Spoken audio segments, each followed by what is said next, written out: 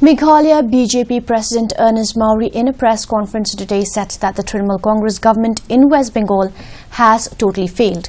He said that if West Bengal Chief Minister and TMC Chairperson Mamata Banerjee can really provide development in West Bengal, then she can set an example of her state. He also appealed to the people of the state to give BJP a chance if one wants development, peace and youths to have jobs. Mawrie also said that although BJP is part of Meghalaya Democratic Alliance, but it was not running the government.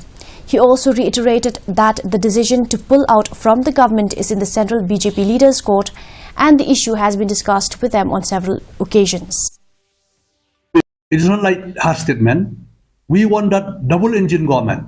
It means that if we have a government in Meghalaya, BJP and Delhi, then it will benefit for the people of our state. Not like it's West Bengal. West Bengal, you go and see what is happening in West Bengal. That decision will take by a central leader. We have already discussed with them several times. So, the NPP, it is not a partner only in the Meghalaya. They are in the NDA also. So, decision will be taken by the higher up.